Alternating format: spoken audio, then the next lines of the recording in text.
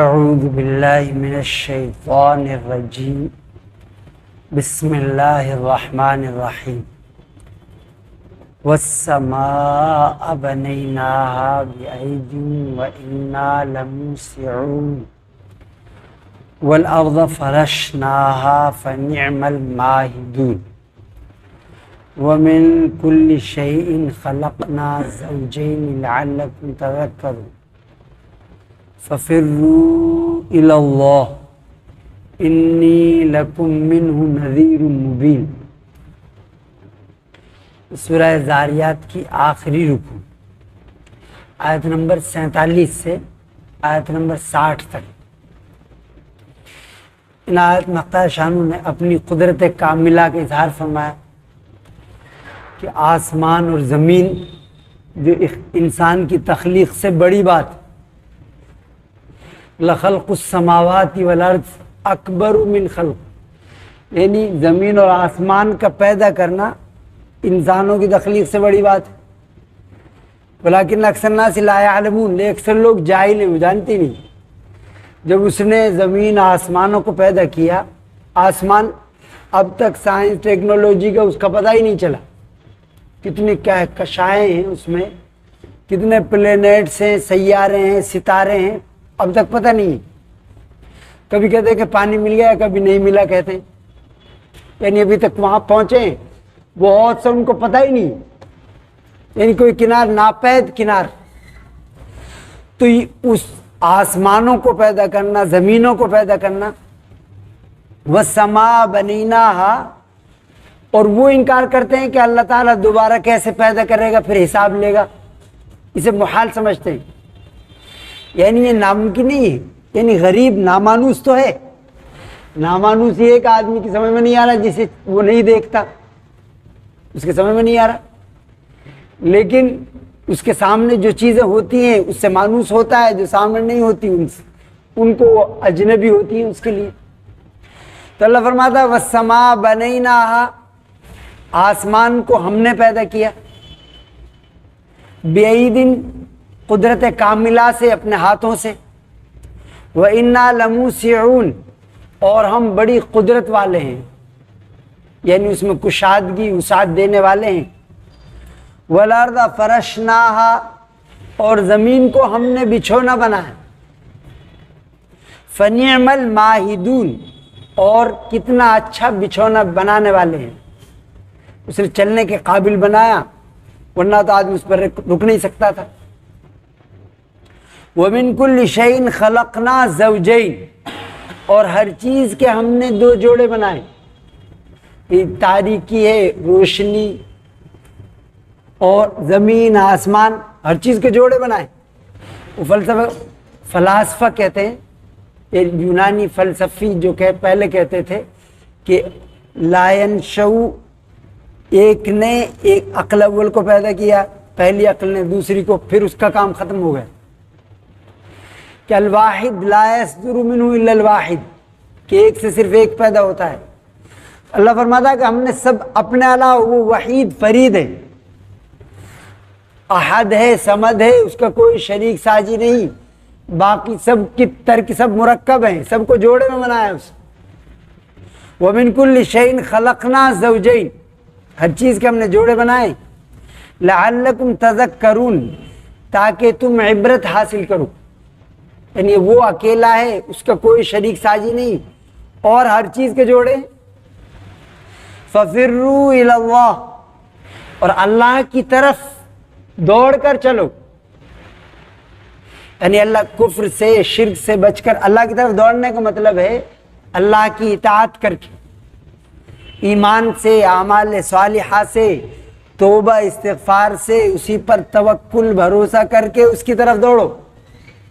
فَفِرُّوا إِلَى اللَّهِ إِنِّي لَكُم مِّنْهُ نَذِيرٌ مُّبِينٌ، اور میں تمہارے لیے اسی کی طرف سے صاف صاف ڈرانے والا ہوں۔ کوئی میسیج ہوتا ہے تو ایک بھیجنے والا ہوتا ہے، مرسل، وقت تعالی شانو منو فرمایا، وہ مرسل بھیجنے والا، یعنی انبیاء کو بھیجنے والا، کتابوں کو نازل کرنے والا مرسل اللہ تعالیٰ ہے۔ ایک ہوتا مرسل الیہ، جن کی طرف بھیجا جاتا ہے میسج، جن کو دیا جاتا ہے پیغام، وہ لکم ہے تمہارے لیے،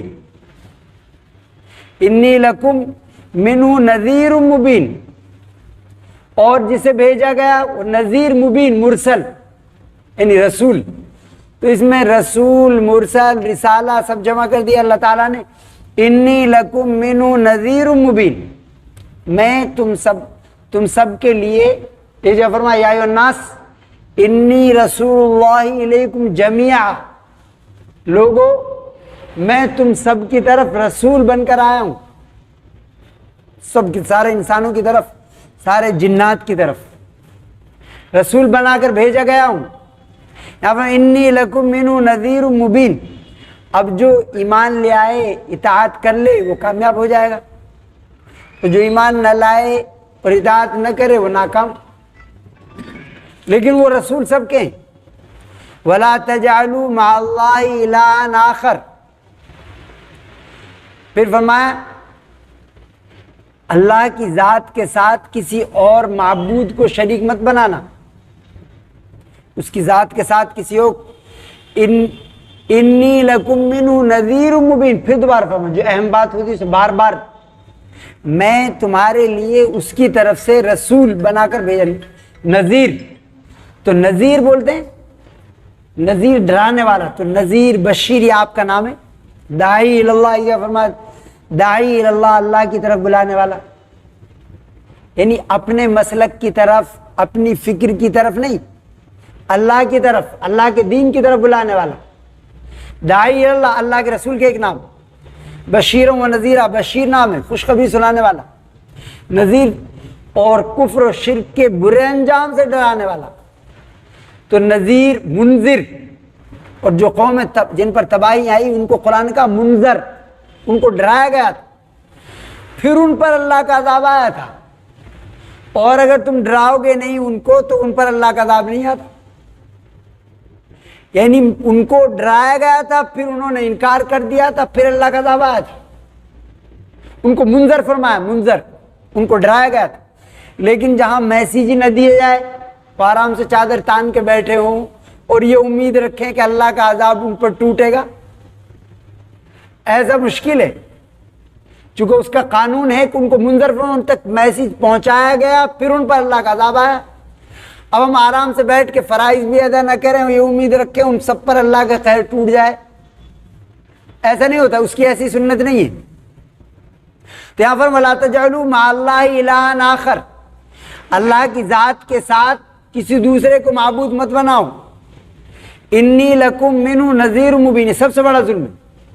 یعنی حق تعالی شانہ نے انسان کو پیدا کیا، اس کی عقل کو، دماغ کو پیدا کیا، تو اس کو، اس سر کو اسی کے سامنے جھکانا چاہیے. اب وہ کیا کرتا، اپنے ہاتھوں سے کچھ چیزیں بنائیں، ان کے سامنے وہ سر جھکا رہا ہے. سب سے بڑا ظلم ہے. ظلم بولتے ہیں وضع شیء فی غیر محلہ، یعنی چیز کو اس کی جگہ میں نہ رکھنا. ٹوپی سر پہ رکھنے کی ہے، کوئی پیروں پہ رکھے، جوتے پیروں میں پہننے کے سر پہ رکھنے لگے، تو یہ ایسا ہی ہے. یعنی حق تعالی شانہ جو خالق ہے، مالک ہے، مدبر ہے کائنات کا، اس کو چھوڑ کر عجیب عجیب شکلوں کی آدمی پوجا کرے، ان کے سامنے اپنا سر جھکائے. وَلَا تَجْعَلُوا مَعَ اللَّهِ إِلَٰهًا، جگہ جگہ فرمایا کہ تم اللہ کے ساتھ کسی دوسرے کو معبود مت بنانا. انی لکم منہ نذیر مبین، یقیناً میں تمہارے لیے اسی کی طرف سے صاف صاف ڈرانے والا ہوں. کذالک ما أتی الذین من قبلہم من رسول الا قالوا ساحر او مجنون. تو آپ صلی اللہ علیہ وسلم نے سب کو ڈرایا، اپنے قریبوں کو ڈرایا. آپ سیدہ فاطمہ رضی اللہ تعالیٰ عنہ جو سیدۃ النساء اہل جنت، تمام جنت کی خواتین کی سردار ہوں گی، ان سے فرمایا کہ جو میرا مال ہے میرے پاس وہ تم لے لو جتنا بھی چاہیے، لیکن لا اغنی عنک من اللہ شیئا، اللہ کے یہاں اس کے مقابلے میں تمہارے کچھ کام نہیں آؤں گا. کبھی آدمی یہ سمجھے کہ ہمارا باپ تو رسول ہیں تو ہمارا تو کام بن ہی جائے گا. وہ کہتے ہیں کہ بیڑا پار اور ایک ان کے پاس چلے جاؤ. تو وہاں آپ نے باخبر کیا، گھر والوں کو باخبر کیا. حضرت صفیہ سے فرمایا، حضرت صفیہ آپ کی پھوپھی تھی، اور پھر سارے غیر مسلموں کو، مسلمانوں کو بھی غیر مسلموں کو سب کو ڈرایا، انی لکم منہ نذیر مبین کذالک ما اتى الذین من قبلہم من رسول الا قالوا ساحر او مجنون۔ پھر آپ کی تسلی کے لیے اللہ نے فرمایا کہ وہ جھٹلاتے تھے، آپ ان کو پیغام دیتے، 70 بار جاتے ان کافروں کے پاس، پھر آپ مایوس ہو جاتے۔ اللہ فرماتا دوسری جگہ کیا آپ اپنی جان دے دیں گے ان کی وجہ سے کہ یہ ایمان نہیں لاتے؟ تو آپ کی تسلی کے لیے اللہ نے فرمایا کذالک ما اتى الذین من قبلہم من رسول، ان سے پہلے جو لوگ ہوئے ہیں ان کے پاس کوئی رسول جب بھی آتا تو وہ یہی کہتے ساحر، یہ جادوگر ہے۔ رسول کے بارے میں وہ قوم کہتی تھی یہ جادوگر ہے، یعنی جادوگر یعنی تفریق کر دیتا ہے میاں بیوی میں، باپ بیٹے میں، اس کی باتیں سن کر لوگ الگ۔ ساحر او مجنون، یہ دیوانہ پاگل ہے۔ اتواصوا بھی، اللہ فرماتا ہے کیا انہوں نے ایک دوسرے کو وصیت کی تھی کہ یہی کہنا، کوئی رسول آئے اللہ کی طرف سے، کوئی پیغامبر آئے تو تم یہی کہنا کہ یہ جادوگر ہے، کہ پاگل ہے۔ دوسرے سورہ بقرہ میں اللہ نے فرمایا کذالک قال الذین من قبلہم مثل قولہم تشابہت قلوبہم، کہ اسی طرح جو ان سے پہلے ہوئے ہیں انہوں نے بھی یہی بات کی جو یہ کہہ رہے ہیں، ان کے دل کس طرح ملے ہوئے ہیں، تشابہت قلوبہم۔ آج بھی وہ یہ کہتے ہیں، آج کے لوگ بھی مسلمانوں کو عجیب عجیب نام دیتے ہوں، تو وہ بھی رسول ان کو کہتے ساحر، جادوگر ہیں، اور مجنون، یہ پاگل ہیں۔ اتواصوا بھی بل ہم قوم طاغون، اللہ فرماتا ہے بلکہ یہ بات نہیں ہے کہ انہوں نے وصیت کی ایک دوسرے کو، بات یہ ہے کہ یہ حد سے گزرنے والے سرکش لوگ ہیں، نافرمان۔ فتول عنہم فما انت بملوم، آپ ان سے اعراض کیجئے، یعنی اپنا پیغام پہنچاتے رہیے، ان کی بات پر توجہ مت دیجیے، آپ پر کوئی ملامت نہیں۔ فما انت بملوم، چونکہ آپ نے تو اللہ کا پیغام اللہ کے بندوں تک پہنچا دیا، اب انہوں نے قبول نہیں کیا، ان پر ملامت، وہ قابل ملامت۔ فما انت بملوم وذکر فإن الذکریٰ تنفع المؤمنین، اس لیے آپ نے آخری جو حجۃ الوداع ہے، آخری حج فرمایا تو اس میں یہ فرمایا کہ میں نے پیغام الا هل بلغت سب کے سامنے فرمایا، وہاں تقریباً 1,40,000 تھے جو شریک تھے، الا هل بلغت کہ میں نے پہنچا دیا اللہ کا پیغام، بار بار فرمایا، اور پھر انہوں نے فرمایا کہ بلغتا، آپ نے فرمایا آپ نے اللہ کا پیغام پہنچا دیا، نصحتا ادیتا، اور پوری خیر خواہی کی انسانیت کی۔ پھر اللہ اشارہ فرمایا اوپر، اللہم اشہد، اے اللہ تو گواہ ہے، اللہم اشہد، یعنی اس طرح پیغام پہنچا دیا کہ ساری کائنات کو گواہ بنا لیا۔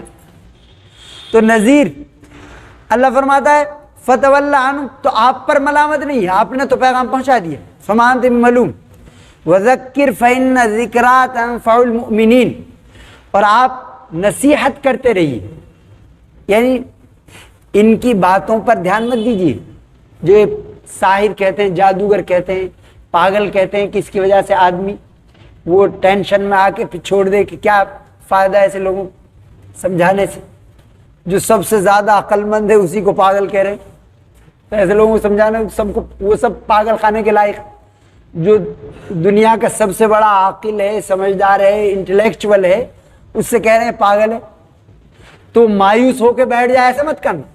وذکر، آپ نصیحت کرتے رہیے، فإن الذکریٰ تنفع المؤمنین، یقیناً نصیحت جو ہے ایمان والوں کو نفع بخش، نفع دے گی۔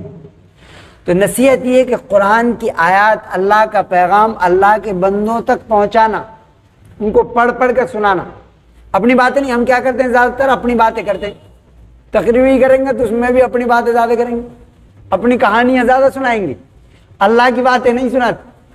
یہاں ذکر ہے کہ اللہ کا پیغام یعنی قرآن کی آیات ان کو پڑھ پڑھ کر سنائیں، چونکہ اللہ کی باتوں میں جو تاثیر ہے، جو اثر ہے، وہ انسانی باتوں میں نہیں ہو سکتا۔